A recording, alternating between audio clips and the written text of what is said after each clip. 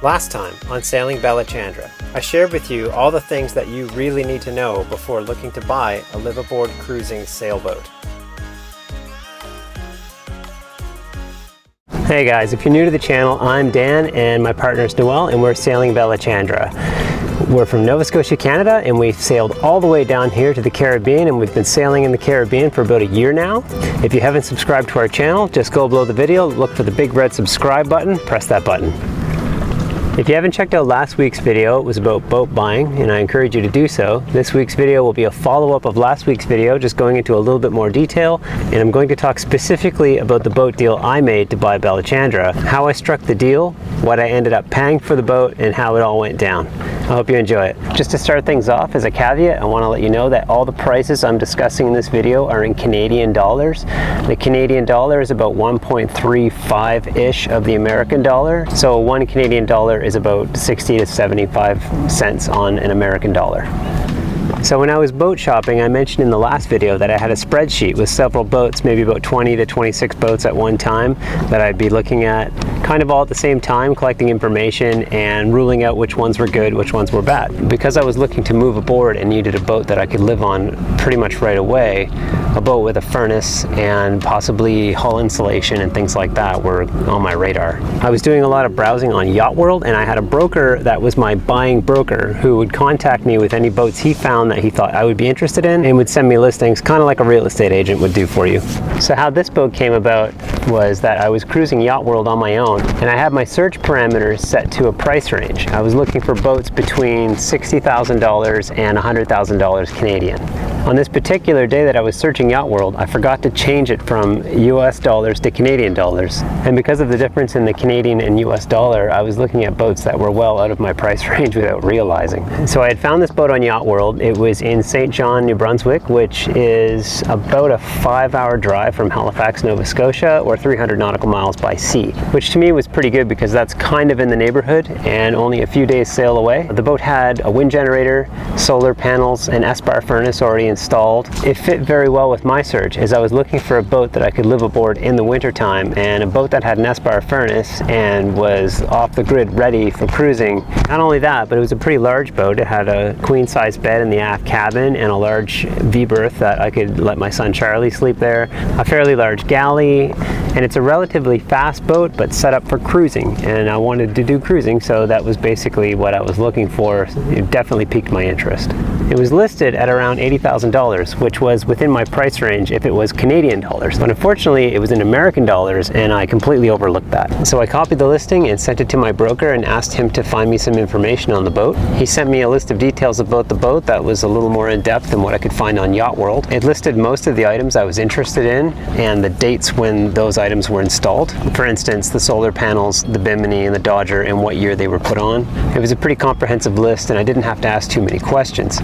But what caught me was the price. I thought there must have been a mistake because I looked at the very top of the document and it listed the price. I believe it was $126,000 Canadian, which was way more than I was ever going to pay for a boat. At the time, I was willing to spend between $60,000 to $80,000 on a yacht, and even that was kind of pricey. I was hoping to find something more in the $50,000, $60,000 Canadian range, but I knew that meant compromises. If I bought a boat that was less expensive, I would probably have to do more work on it, but you know, that's the game. As soon as I saw the actual price tag for the boat, I knew right away that this boat was not going to happen. I contacted my broker. I said, thank you for sending the listing. This is exactly what I want, but unfortunately it is well out of my price range and we're just going to have to forget this boat. He wrote me back and he said, yeah, we could do that. But he said, why don't you make an offer? And I said, well, why would I make an offer? It's way above my price range. If I made an offer, it would be incredibly low and I'm sure they wouldn't go for it. He said, make an offer anyway, try it. I said, okay. I said, let's offer $60,000. Remember, this boat was listed at $126,000. I made an offer for $60,000. My broker prepared the offer, I signed it, he sent it off, and as predicted, I got a response from the sellers, and the response they gave, for lack of a better description, was off. And rightfully so. I mean, I pretty much offered half the value of the boat, and I certainly couldn't blame them, and my broker and I both agreed that I should move on and look at other boats, which I did. So in the months following, I completely forgot about that boat and continued looking for other boats, adding to my spreadsheet and visiting other boats and checking them out and looking for the right deal. I started looking at boats down in the United States. I was checking out a couple of Beneteaus down in Florida. I had a Beneteau that I was looking at in New York. I had a Bayfield that I was looking at, and another boat that's called a Reliance 44. The Reliance 44 was in Nova Scotia and right in my neighborhood, so my broker was able to take me there and show me the boat in person, which was great. The boat had pretty much everything I was looking for except for the furnace, pretty much ready to go for liveaboard, and it was certainly worth my time and attention. Eventually I did make an offer on the boat, and I hired a surveyor to come have a look at the boat with me. And if you watch my last video, you'll see how I stress the importance of researching the boat you're going to buy and trying to find some online support like a forum or a users group for that model of boat. I did that for the Reliance 44 and found people all around the world who own these boats and was able to talk to them and find out the pros and cons of that boat. The one thing that stood out the most with this model of boat was the chain plates. Apparently the chain plates were made out of mild steel. Mild steel bedded into the glass hull and then protruding through the deck, bolted onto the shrouds that way. As mild steel doesn't last in a marine environment, pretty much every one of these boats had to have its chain plates replaced at some point. When I asked the owner of this boat whether he had replaced the chain plates, he wasn't sure if it had ever been done. He certainly didn't do it. At this point I had already hired a surveyor, and I asked the surveyor to check on those chain plates for me. They had to remove a wall and look, and sure enough the chain plates were mild steel and heavily rusted. So basically the deal could end there, but the surveyor and I did talk to the owner and tried to make an arrangement, whether financial or through labor, to have the chain plates replaced, and it went on too long and there was too much indecision at the time. So my surveyor and I discussed it, and we decided that it made more sense to back out of the deal, which I did. And because a lot of time had passed, that basically sent me back to square one, and I had to start a new spreadsheet and look for boats all over again. After some time went by, I got an email from my broker completely out of the blue, and he said, "Hey Dan, do you remember that boat that you made an offer on that was way out of your price range, and they basically told you to F off?" And of course I did remember, and I know it's out of my price range. He said, "Well, I received a phone call from the sellers and it looks like they want to talk to you." This really threw me because it had been about 6 months since I looked at that boat, and I had no idea it was even still on the market. I had completely forgot about this boat and put it off my radar, out of my price range, and basically just, to me, the boat didn't exist. Suddenly, the sellers wanted to talk to me. I did not see this coming, and there was no strategy on my part here. That's just how it happened. Once I collected myself, my broker asked me if I was willing to make an offer on the boat. Immediately I said $60,000. My broker laughed and he said, "Yes, you could probably make that offer, but let's come up a little bit." So I agreed. And after all this time, and for these particular buyers to throw me a bone, I kind of didn't want to start on a bad foot. So my offer was 68,000 Canadian dollars. I think the sellers were expecting something like this, and they came back to me with a counter offer in the $80,000 range, which was a huge drop from the original boat's price. The boat was listed for $126,000, and they were willing to drop to $86,000. So I knew we were playing ball at that point. And while I was preparing a counter offer of about $72,000, they just sent me their bottom line and said that they would sell the boat for $76,000. That brought the boat down to within my price range, so I was pretty happy about that, and I accepted the offer, and that's how things happened with Balachandra. What I learned from this is two major points. One, a boat on the market can sit on the market for a very long time without having any interested buyers, or very few. The second thing I learned is that when a boat is sitting on the market for a very long time, that gives you quite a bit of flexibility.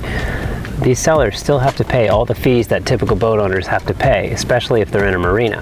They may have to pay for yard storage or wet storage on the dock or on the slip. They may have to pay to have the winter cover put on, and all the typical yearly maintenance that a boat needs. Especially if these sellers are buying a second boat or a new boat for themselves, and then they need to sell the old boat because now they'll be paying twice the fees, as they will now have two boats. In my previous video I mentioned how it's a buyer's market, and it is, and this is one of the things that definitely works in the buyer's favor. If the seller is really desperately trying to get rid of a boat, they may be willing to be quite flexible with the price, especially if the boat's been on the market for a very long time.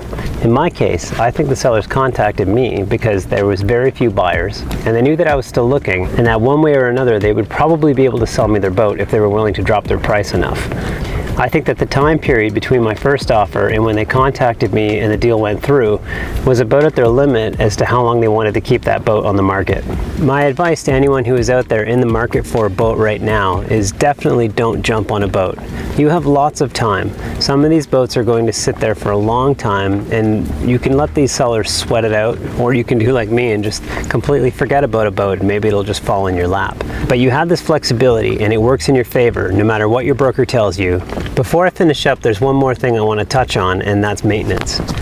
I was pretty lucky with Balachandra. It didn't need too much maintenance from the beginning. Of course, it did need some maintenance, and all boats do. Most of the work I've done on this boat, I've done myself. If you go back and watch any of my previous videos, there's quite a few DIY in the very beginning when I first bought the boat. From fixing deck core, to rebuilding the rudder, to changing the washers on our keel bolts, to rebuilding the S-bar furnace. I think if you want to make living aboard a boat affordable for yourself, try to do as much work as you can on your own, as mechanics, fiberglassers, and boat builders are paid by the hour, and it can add up to some pretty hefty costs. So keep in mind when you're out to buy a boat, whether it's a new boat or an old boat, they all need maintenance or improvements of some kind. And it's way easier and cheaper to do it yourself. Make sure that when you make your offer on the boat, you're considering the cost of those maintenance and repairs before you buy, as it can be a pretty nasty surprise after the fact when you realize the cost of some of these items. Thanks for watching. If you like our videos, please don't forget to subscribe so you don't miss out on future content. Just go below the video, look for the big red button that says subscribe, press that button. If you want, you can leave a like or a comment below. We'll read the comments. And if you haven't already checked out our Patreon page, now's a good time to do so. Patreon is a place where you can give back if you like our videos and you want to support us. Thanks. See you later.